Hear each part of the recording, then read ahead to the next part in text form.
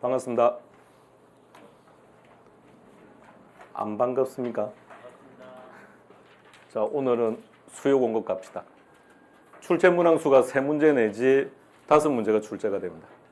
자, 출제 파트부터 먼저 보세요.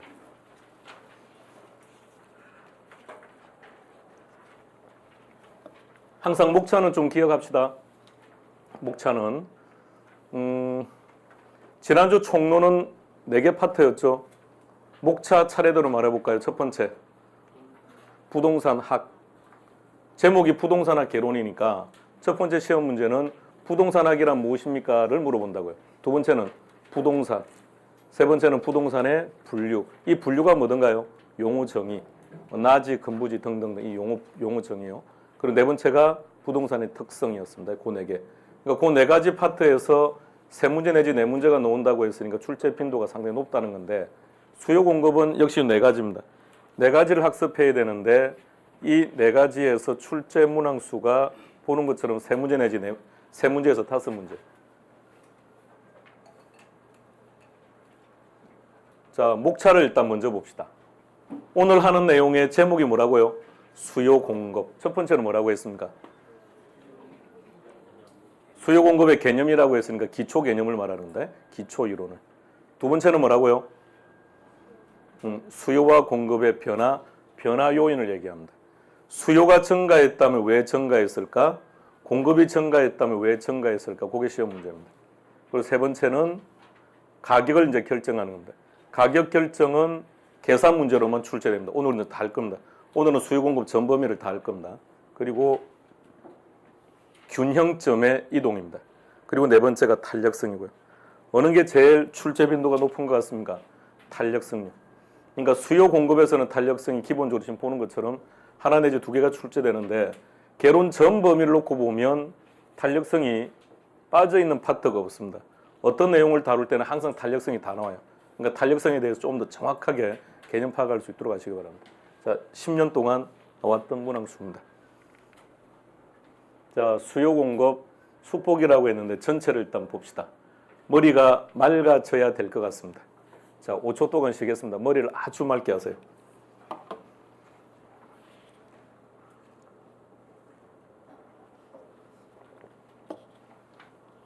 맑아졌습니까?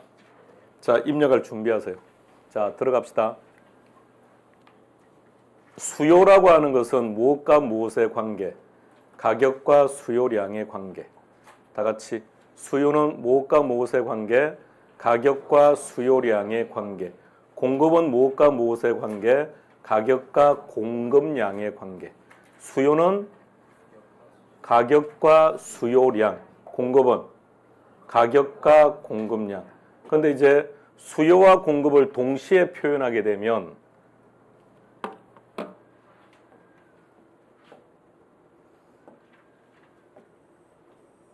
여기에다가 우리가 수요를 표현해 볼게요. 수요를 표현하게 되면 가격과 수요량의 관계입니다. 그러니까 이 그림에 수요를 표현할 때는 얘를 뭐라고 읽는다고요? 수요량이라고 읽어요. 그런데 이번에는 이 그림에다가 공급을 표시해 보겠습니다. 공급을 표시할 때는 얘를 뭐라고 읽는다고요? 공급량이라고 읽습니다. 그러면 이번에는 이 공간에다가 수요와 공급을 동시에 다 표현해 보겠습니다. 그럴 때는 이렇게 읽어요. 수급량, 거래량, 교환량 등등등 다양하게 표현을 합니다. 자, 근데 다 공통적으로 뭐가 들어가죠? 양이죠. 그러니까 몽땅 다 무시. 괜히 이거 하다가 여러분 틀릴 수가 있으니까 따지지 말고. 그래서 항상 수요와 공급을 표현할 때는 무엇과 무엇의 관계? 가격과 양의 관계. 무엇과 무엇의 관계? 가격과 양의 관계. 그래서 그림이 이렇게 그려진 거예요. 자, 그림부터 구경합시다. 가격하고 양의 관계. 근데 가격과 양의 관계가, 자, 그림을 구경하세요. 가격하고 양의 관계가 어떤 경우는 반비례하는 형태가 만들어지고 어떤 경우는 비례하는 형태가 만들어지고, 가격이 상승하면 여러분들은 산다 안 산다? 수요는 감소한다. 가격이 상승하면 수요는 어떻게 된다? 감소한다. 비례다 반비례다? 반비례다. 그래서 수요 곡선의 형태는 반비례하는 우하향하는 형태가 만들어지는 겁니다. 반대로 이번에 공급자 입장에서 생각해 봐요. 가격이 상승하면 공급자는 유리 분리, 유리하니까 공급량을 어떻게 한다? 증가, 비례관계. 그래서 그래프가 우상향. 그렇게 해서 수요와 공급이 만나는 곳을 찾아요. 만나는 곳을 찾았습니까? 여기를 균형점이라고 합니다. 뭐라 부른다고요? 균형점. 균형점일 때 가격을 뭐라 부릅니까? 균형 가격. 균형 가격 하에서 거래되는 양을 균형 거래량 이렇게 표현합니다. 자, 표현을 다시 할게요. 잠시 후에 계산 문제를 풀어야 되기 때문에 그래서 개념을 정확하게 알아야 돼요. 균형 가격은 뭐라고요? 그냥 그림 보고 설명해 보세요. 균형 가격은 수요와 공급이 합의한 가격이에요. 그래서 수요 함수와 공급 함수를 이꼴로 놓고 연립 방정식으로 풀면 돼요. 연립 방정식. 학력고사 세대들은 중1 때 했고 수능 세대들은 6학년 때 했고, 그러니까 만일 조금 이따 계산 문제를 풀 때 뭐가 뭔지 잘 모른다 그러면 학창 시절의 성적이 완전히 오록나는 겁니다. 그러니까 아주 밝은 표정으로 모르는 척 그렇게 해야 됩니다. 몰라도. 자, 칠판 그림 계속. 자, 그래서 이제 의미를 잘 봐요. 균형 가격은 수요와 공급이 합의한 가격인데 균형 거래량은 수요와 공급이 합의한 양이 아닙니다. 균형 거래량은 이렇게 정해요. 균형 가격 하에서 거래되는 양. 시작. 균형 가격 하에서 거래되는 양. 그러면 시험 문제가 균형량을 구하라고 하더라도 뭐부터 있어야 된다는 겁니까? 균형 가격이 먼저 있어야 돼요. 그러니까 시험 문제는 균형량을 구하라고 했지만 균형 가격이 없으면 균형량을 못 구한다는 겁니다. 자, 일단 그림 봐놓고요. 자, 그래서 이제 수요와 공급이 만나서 가격은 얼마? P0 그리고 얼마에 거래되고 있다고? 얼마만큼? Q0만큼. 그런데 이 상황에 독립변수라는 게 있습니다. 독립변수라고 하는 것은 수요와 공급에 영향을 주는 요인. 뭐라고 표현했습니까? 수요와 공급에 영향을 주는 요인. 수만 가지. 자, 그 중에 우리는 이 10가지만 알면 시험은 답은 다 찼습니다. 자, 지금 칠판에 있는 저 10가지 독립변수들은 수요를 증가시키는 요인들입니다. 자, 그래서 이렇게 수요와 공급이 만났는데, 자, 눈 떼면 안 돼요. 수요와 공급이 만났는데 이 독립변수들이 움직이게 되면, 독립변수가 변하게 되면 두 가지 사건이 일어납니다. 첫 번째는 뭐라고요? 두 번째는 이게 첫 번째 시험 문제입니다. 수요량의 변화와 수요의 변화를 구분할 줄 아느냐? 이게 첫 번째 시험 문제. 그림과 같이 봐요. 그림과 같이. 수요량의 변화는 이렇게 정의합니다. 시작. 그림도 같이 보세요. 자, 다시 그림과 같이 봐요. 수요량의 변화란 동일한 수요 곡선상의 점의 이동. 그럼 그림을 보면 수요 곡선상에서 A점에서 B점으로, B점에서 A점으로, 이게 수요량의 변화입니다. 자, 반면에 수요의 변화는 이렇게 정의합니다. 그림과 같이 봐요. 수요의 변화란 뭐다? 수요 곡선 자체의 이동. 이게 시험 문제입니다. 그런데 그림을 잘 보세요. A점에서 B점으로 이동한 것은 무슨 변화? 수요량의 변화. 그런데 왜 A점에서 B점으로 간 거죠? 지금 그림 속에 다 나타나 있습니다. A점에서 B점으로 간 이유. 가격이 하락. 독립변수의 종류는 수만 가지. 수만 가지 독립변수 중에 유일하게 딱 하나가 A점에서 B점으로 이동시킵니다. 무엇이?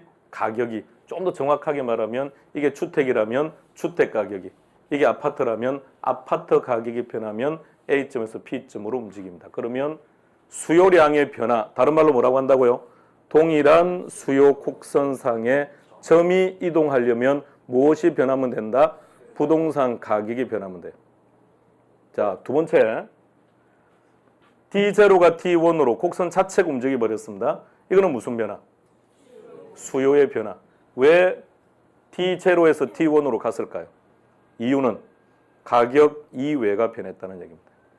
이게 첫 번째 시험 문제입니다. 자, 그림과 함께 비교해 보세요.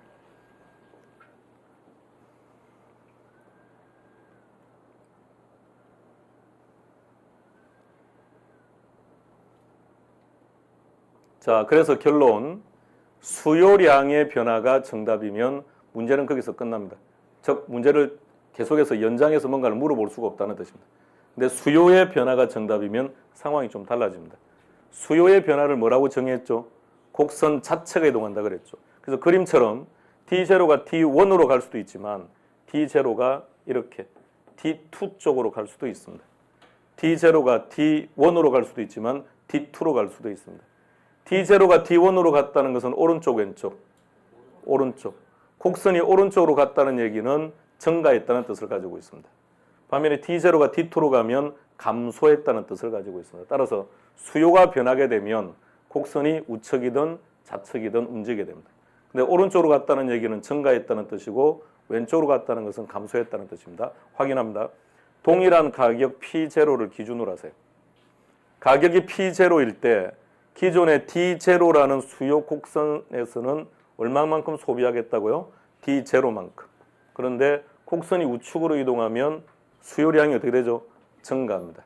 곡선이 좌측으로 가면 수요량은 감소. 그래서 오른쪽으로 가면 증가, 왼쪽으로 가면 감소한다는 뜻입니다. 자, 그런데 그림을 잘 봐요. 곡선이 오른쪽으로 가든 왼쪽으로 가면 문제가 하나 생깁니다. 자, 칠판에 있는 그림을 봅니다.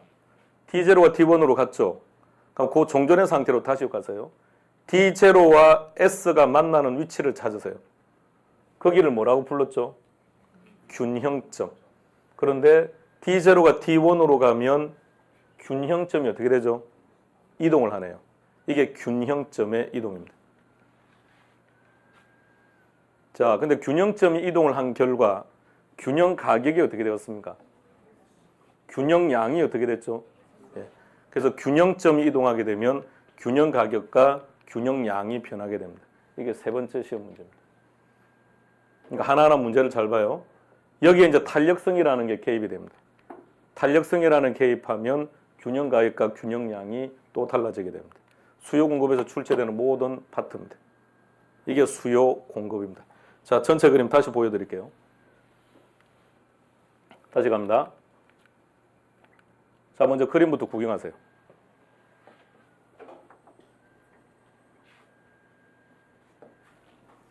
수요와 공급에 의해서 균형점이 결정되고 결과 균형 가격과 균형 거래량이 결정되어서 우리는 P0라고 하는 가격에 Q0만큼을 거래하면서 살아가고 있다는 얘기입니다.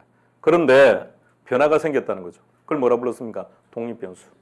그러니까 독립변수가 변하게 되면 변화가 일어난다는 겁니다. 독립변수 중에서도 여기 나와 있는 이 10가지가 수요 곡선을 우측으로 이동하는 요인들이고 답은 100% 이 안에서 다 넣을 거예요. 그러니까 이 10가지 범위를 벗어나는 문제는 없을 겁니다. 그러니까 조금만 알고 있으면 돼요. 암기할 건 하나도 없어요. 암기하는 게 아니라 그냥 여러 번 반복해서 보시면 돼요. 이 중에서도 핵심은 딱 3가지입니다. 1, 2, 3번. 그런 나머지 때문에 틀리는 사람은 아무도 없습니다. 중개사 공부를 한 적이 없어도 나머지는 아무도 안 틀려요. 그러니까 저 3가지만 아시면 됩니다. 나중에 저 3가지의 기준을 두고 강의할 겁니다. 자, 그런데 독립변수가 변하게 되면 첫 번째 어떤 변화? 수요량의 변화 또는 어떤 변화? 수요의 변화. 수요량의 변화는 뭐라고 정의한다? 동일한 수요 곡선상에서 점이 이동하는 것이다. 그럼 수요의 변화는 수요 곡선 자체가 이동하는 것이다. 위의 정의와 아래 그림을 같이 보면서요. 그런데 수요량의 변화와 수요의 변화를 구분하는 기준이 뭐죠? 가격. 지문에, 시험 지문에 가격이라는 단어가 보이면 답은 수요량의 변화. 가격이라는 단어가 안 보이면 답은 수요의 변화. 정확하게 구분해요. 그래서 수요량의 변화와 수요의 변화를 구분하는 문제의 95%의 답은 가격, 나머지 5%의 답은 각각의 정의. 정의를 가지고 출제하거나 아니면 가격 가지고 출제합니다. 수요량의 변화의 원인은 뭐가 된다? 부동산 가격. 두 번째, 수요의 변화의 원인은 부동산 가격 이외. 그러면 이게 첫 번째 시험 문제. 그런데 수요의 변화를 우리는 뭐라고 정의했었죠? 수요 곡선 자체가 이동한다 그랬으니까 곡선 자체가 이동하려면 오른쪽이든 왼쪽이든 움직일 수밖에 없습니다. 그러니까 수요가 변하면 우측이든 좌측이든 각각이 어떤 의미인지 기억하시고요. 수요이든 공급이든 곡선이 오른쪽으로 간다는 말의 의미는 증가, 왼쪽으로 간다는 말의 의미는 감소한다는 뜻을 가지고 있습니다. 그런데 곡선이 오른쪽으로 가든 왼쪽으로 가면 어떤 사건이 일어난다는 겁니까? 균형점이 이동한다는 겁니다. 근데 균형점이 이동하면 어떻게 된다? 균형 가격과 균형 양이 변한다고. 그럼 세 번째는 이걸 물어본다는 거죠. 균형 가격이 어떻게 되었습니까? 균형 양이 어떻게 되었습니까? 이렇게.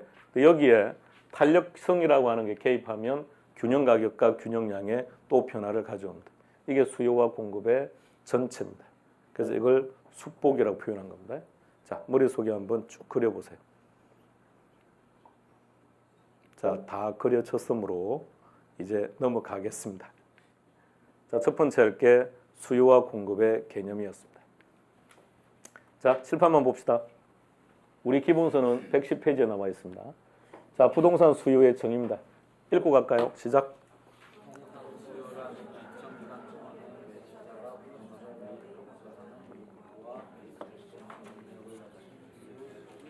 오케이.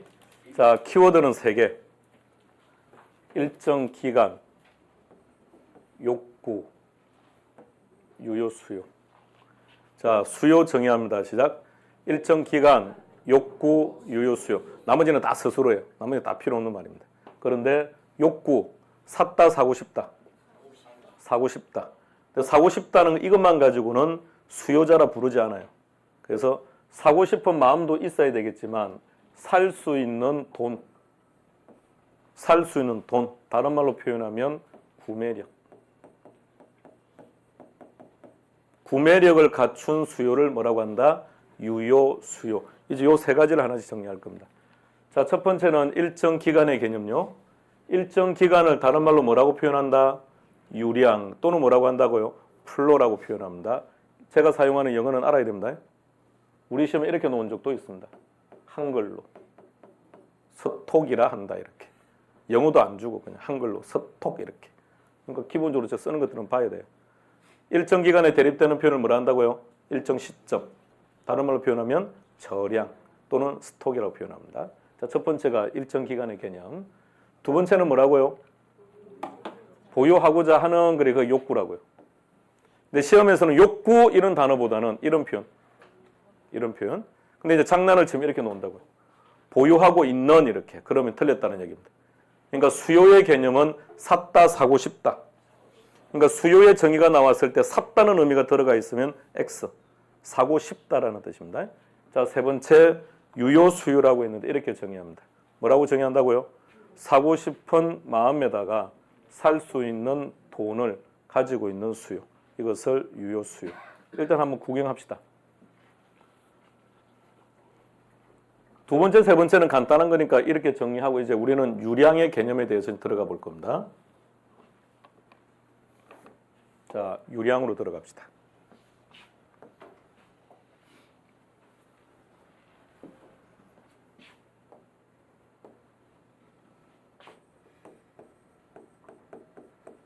일정 기간, 대립되는 표현, 일정 시점.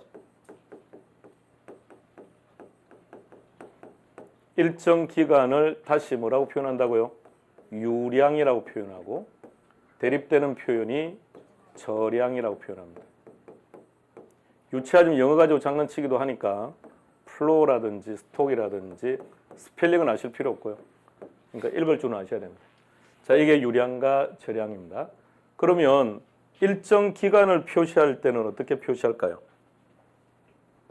유량을 표시할 때는 어떻게 표시하면 될까요? 시간적 개념이 들어가 줘야 돼요. 시간적 개념이. 한 달 동안 또는 뭐 1년 동안 이게 시간적 개념이 들어갔을 때 의미가 정확해지면 그거는 유량이라고. 그러면 저량은 어떻게 표현하느냐? 2019년 1월 현재 이런 표현입니다. 이랬을 때의 의미가 정확해지는 것은 절약. 그러니까 즉 시간적 의미가 들어가면 틀린다는 얘기입니다. 자, 하나씩 연습해 봅시다. 몸무게가 어떻게 됩니까? 질문에 대답을 해야죠. 자기도 몸무게 말하려고 하는 게 아니고 지금 개인의 신상을 알고 싶은 게 아니라 유량인지 저량인지 구분해라는 얘기입니다. 몸무게. 어디에 속하느냐고 물어봤는데 본인의 지금 몸무게를 노출시키면 어떻게 합니까 지금? 유량, 저량? 네, 저량. 몸무게가 어떻게 됩니까? 그랬더니 나는 한 달 동안 50이 이상하지 않습니까? 현재 50입니다. 이렇게. 처음 오신 분요? 네. 예. 재산이 어떻게 됩니까? 잠깐만요. 자기 재산 계산하지 말고요. 정보, 예, 아시겠죠? 절약. 재산 그러면 절약. 재산이 얼마입니까? 1년 동안에 10억 이상하지 않습니까? 현재 100억입니다. 이렇게 말을 해야죠. 자, 계속 갑니다.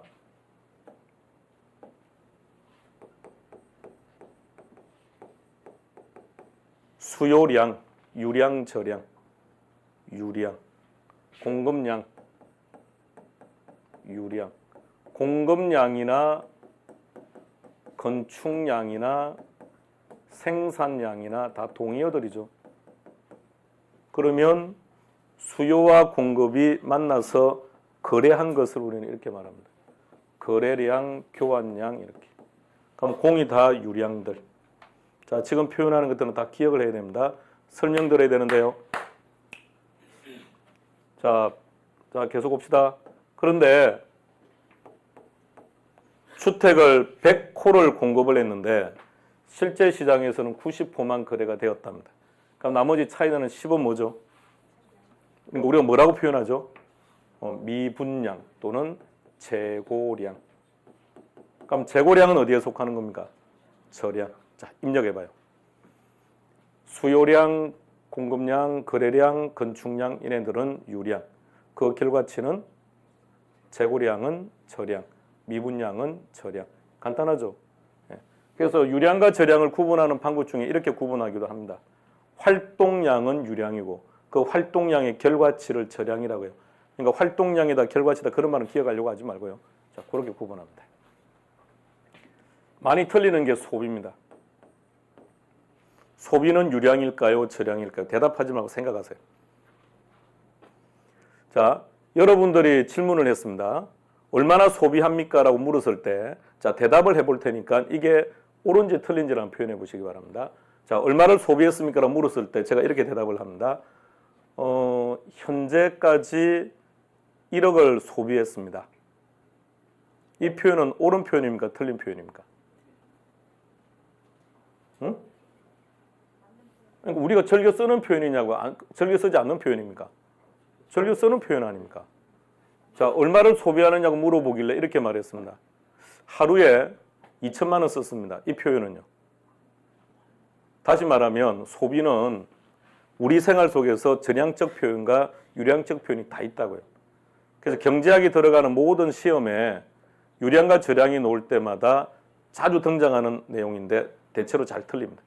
그래서 소비는 지금 설명하는 대로 끝내셔야 됩니다. 소비는 가계부를 떠올리세요.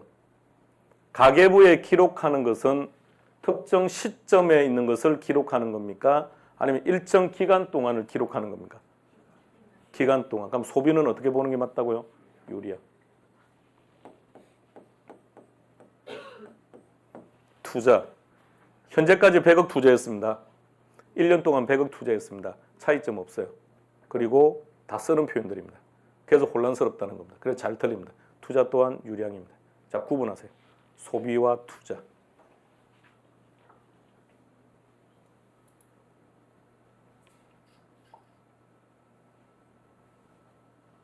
유량과 저량은 어떻게 구분하는지 아시겠습니까? 자, 기본적으로 내가 듣도 보도 못한 게 시험에 나왔을 때는 그때는 시간적 개념을 딱 사용해요. 시간적 개념을 사용해서 의미가 정확해지면 유량. 근데 시간적 개념을 대입을 했었더니 더 어색해지더라? 그러면 저당. 저량. 소득은 유량, 저량. 소득이 얼마입니까? 그럼 표현 어떻게 하셔야 됩니까? 월 100만 원입니다. 그럼 그건 다시 표현하면 이렇게 표현할 수도 있겠네요. 월급이다, 연봉이다. 이거 다시 표현하면 이렇게 표현해도 되겠네요. 다 유량들입니다. 하나씩 잘 기억하세요.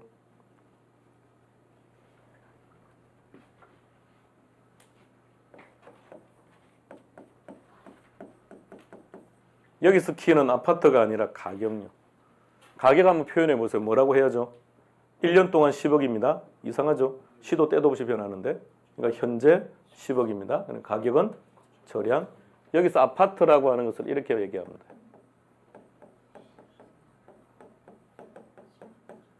이거 실물 자산도 저량. 또는 그냥 자산 이렇게 나와도 그냥 저량. 자, 시작해 봅시다. 유량. 확인하세요.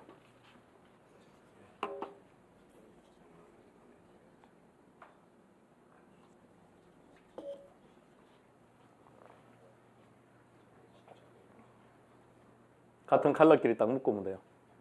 일정한 기간, 유량, 일정한 시점, 저량. 자, 예를 한번 들어보자 그랬습니다. 확인해 보세요.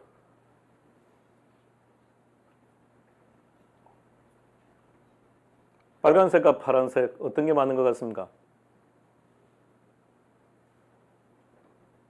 어떤 표현이 맞는 것 같습니까? 둘 중에 한 가지 표현은 옳은 표현이고 한 가지는 틀렸습니다. 빨간색 표현은 맞는 표현입니다. 파란색 표현은 틀린 거예요. 그럼 빨간색은 유량, 저량. 유량이라는 얘기입니다. 그러니까 다시 말해서 주택의 거래량이 어떻게 됩니까? 라고 물었을 때는 그거는 유량의 표현을 물은 거예요. 그럼 유량적인 표현을 하는 거죠. 얼마가 거래되었습니까? 10채가 거래되었습니다. 이건 안 맞는 표현이라는 겁니다. 한 달 동안. 그러니까 내년에 여러분들 중개업을 할 때 고객 누군가가 여러분들에게 계약서 얼마나 썼습니까? 그럼 뭐라고 표현을 해야 됩니까? 계약서를 얼마나 썼습니까? 라고 물어보면 오늘 하루 동안 10개를 썼습니다라고 하든지 한 달 동안 10개를 썼다고 하든지 그렇게 말해야죠. 그래서 거래량은 유량이라고. 자, 확인해 보세요.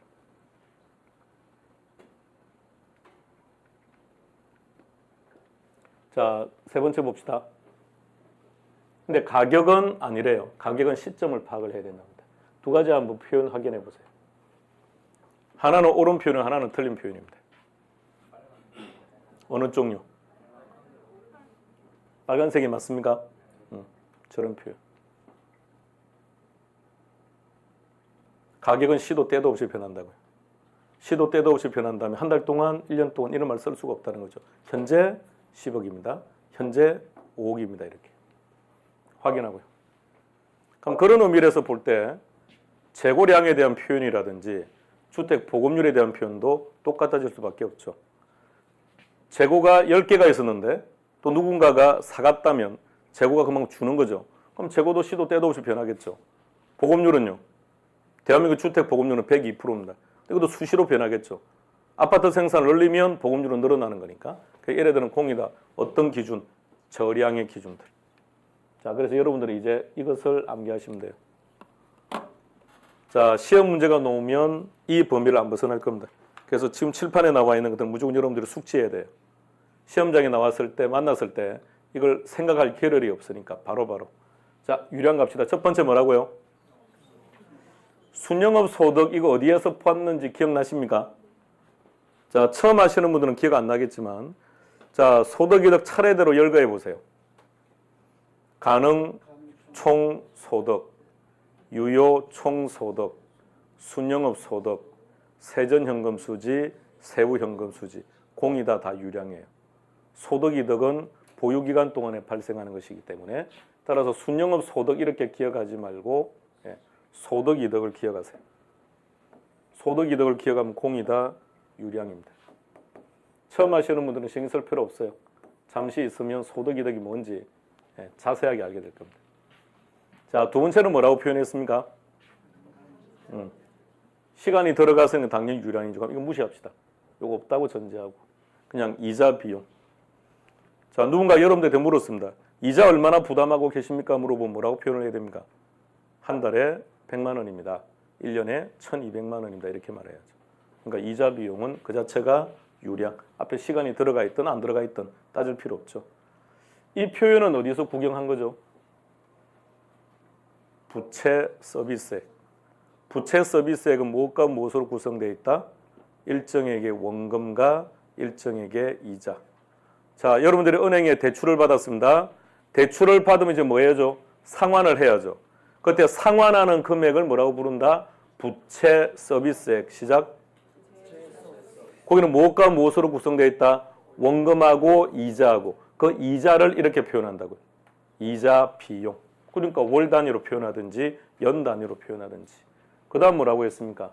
거래량, 생산량, 공급량, 건축량. 이것들은 공이다, 유량. 자, 그 다음 뭐라고 표현했습니까? 지대 수입. 지대. 반대말이라는 개념은 아닌데 치가와 구분하시기 바랍니다. 지대가 뭐죠? 토지 사용료. 지대라는 말은 토지 사용료라고 했으니까 우리가 흔히 이렇게 말하죠. 임대료라고 표현하는 것이고 지가라고 하는 것은 토지의 교환의 대가입니다. 그래서 이걸 우리는 가격이라고 부르는 겁니다. 자, 기억해 봅니다. 그러면 지대 어떻게 표현을 해야 될까요? 임대료가 얼마입니까? 물어보면 뭐라고 여러분들은 말씀하십니까? 월 100만 원. 그러니까 이쪽은 유리야. 가격이 얼마입니까? 물어보면 현재 10억입니다. 그러니까 철이야. 자, 입력하고 갑시다.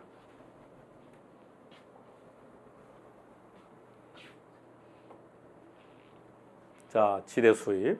그러면 지대와 임대료가 동의어라고 했으니까 임대료 수입도 당연히 유량. 근데 따로따로 분리되어서 나와도 상관없습니다. 지대만 있어도 유량이고 수입만 있어도 유량이고. 수입은 다른 말로 한번 표현해 보세요. 수입이 얼마입니까? 소득이 얼마입니까? 월급이 얼마입니까? 연봉이 얼마입니까? 다 같이 묶어서 읽겠죠. 다 같이 묶어서 기억하세요. 수입, 소득이 보일 겁니다. 소득, 다 같이 묶었어. 가계 소득, 기업 소득 따질 필요 없죠. 앞에 다는 의미 없는 거고. 자, 그 다음 인구 증가율이 보이고 인구수가 보입니다. 대한민국 인구가 몇 명입니까? 물어보면 뭐라고 표현해야 됩니까? 2019년 현재 5,120만 명 이렇게 해야 되고, 인구 증가율을 물어보면 2019년도는 모르니까 2017년 대비 2018년도에 0.2% 증가 이렇게 말해야죠. 그러니까 증가율을 이야기하게 되면 당연히 시간이 들어갈 수밖에 없죠. 가족 수가 어떻게 됩니까? 그렇게 말해야죠. 현재 6명 이렇게. 가족이 얼마나 늘어났습니까? 그럼 달라지지 않습니까? 가족이 얼마나 늘어났습니까? 2018년 1년 동안 아기가 태어나서 한 명이 늘었습니다. 이렇게. 그러니까 증가율을 이야기할 때는 시간적 표현이 같이 따라가야 되니까. 그래서 유량. 자, 앞서 했던 투자와 소비 나와 있습니다. 잘 기억해요. 지금 끝내야 됩니다. 여러분 혼자 암기하면 힘들어서 안 돼요. 지금 설명할 때 바로바로 이해와 동시에 암기하고 끝내세요.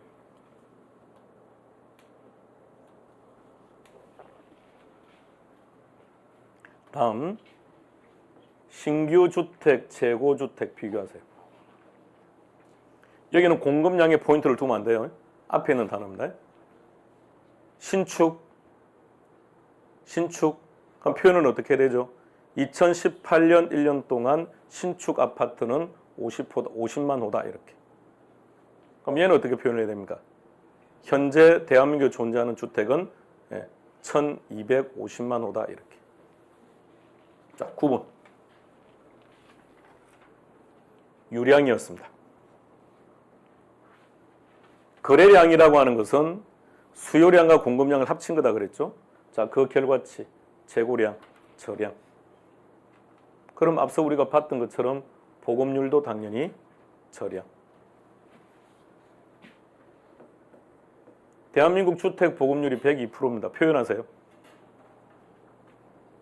102%의 표현. 2019년 현재 102%냐, 아니면 대한민국이 건국된 후에 지금까지 102%냐 이 말입니다. 현재 102%. 그러니까 처량. 실물 자산도 보이고 자산도 보이고 앞서 했던 것처럼 가격도 보이고. 통화량이라고 하는 것을 핸드폰 통화량으로 해석해버리면 유량으로 확 바뀌어버립니다. 여기서만 통화량은 시중에 돌아다니고 있는 돈의 양을 얘기합니다. 뉴스나 신문을 보다 보니까 통화량이 증가합니다라는 기사를 봤다면 어떤 상태라고 설명했습니까? 경기가 안 좋다라는 얘기입니다. 그러니까 투자자들이 돈은 있으나 투자처를 찾지 못해서 투자를 못하고 있다는 얘기입니다. 그러니까 그 돈들이 시장을 빙빙 돌고 있는 거예요. 그걸 뭐라고 표현한다고요? 통화량. 그럼 통화량이 줄고 있다라는 얘기는 부동산 경기가 좋든 주식이 좋든 채권이 좋은 거 좋다는 얘기입니다. 그러니까 돈들이 그쪽으로 갔다는 얘기죠. 그럼 그만큼 경기는 좋아지고 있다는 뜻입니다. 지금 통화량이 계속해서 지금 증가하는 추세입니다. 그래서 경기가 지금 안 좋다는 얘기입니다. 외환 보유액, 얘도 시도 때도 없이 변하는 거죠. 시도 때도 없이 변하는 것을 가지고 1년 동안 할 수는 없죠. 현재 600조다 이렇게 말을 해야죠. 저량입니다. 10초 드릴게요. 칠판 보시고 암기 시작합니다.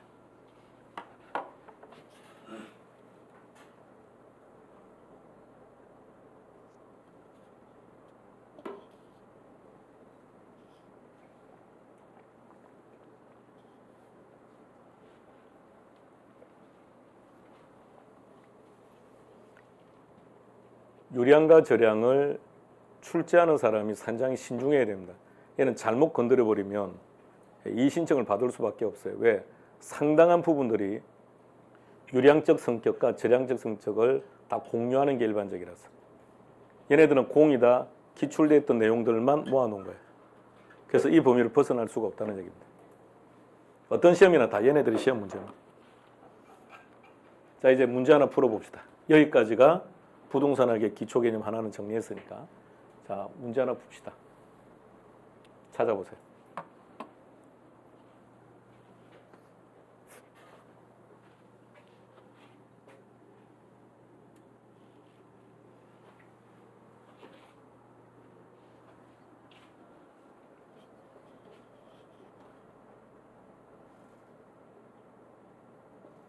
문제를 풀 때는 항상 키를 잡으라 그랬습니다. 지문 해석하지 말고요. 답은 5번. 자, 5번 지문에서 제일 중요한 키워드 잡아요. 제일 중요한 단어. 유량, 저량. 저량. 따라서 5번에 나와 있는 모든 정보는 저량의 정보입니다. 제가 결정하는 거예요. 만약 유량으로 바꾸면 어떻게 나올까요? 1년 동안 2018년 1년 동안 우리나라에 이런 식으로 나오겠죠. 자, 그러면 1,500만 채, 얘 이름은 뭐가 되죠? 응? 현재가 저량이라고 했고 1,500채가 존재한다 그랬으니까 이게 저량의 공급량입니다. 오늘은 이렇게 말할 겁니다. 다음에 3월달 되면 이 표현도 공부해야 됩니다. 존재하는, 공급되는 달라요. 바로 앞에 신축주택, 기존주택 기억납니까? 신축주택은 뭐든가요? 신축, 유량, 재고주택, 기존주택은 저량. 그러면 신축은 뭐라고 표현하면 될까요? 주택이 공급되는 이렇게 하는 거예요. 그럼 기존주택은 표현을 어떻게 하는 겁니까? 존재하는 이렇게 하는 거예요. 그래서 얘는 저량의 공급량. 그 중에 100만 채가 공가로 남았고 얘는 의미가 없고요. 그럼 나머지 1,400만 채는 뭐가 된다? 저량의 수요량. 왜 저량이죠? 현재 때문에. 왜 수요량이죠? 1,500 중에서 100만 채는 공가로 남았다고 했으니까. 그럼 나머지는 수요량이겠죠. 예, 답은 5번. 자, 1번 봅시다. 1번에서 키는 일정한 키가 따라서 이거는 저량이 아니라 유량. 2번에서 키는 일정 시점 따라서 유량이 아니라 저량. 그리고 동그라미 3번 재고량 그리고 자산 뭐가 되죠? 저량. 그러니까 얘도 틀렸고 다음 4번 거래량 공급량이니까 유량. 그래서 답은 5번. 이렇게 문제가 나옵니다. 자, 하나 더 풀겠습니다.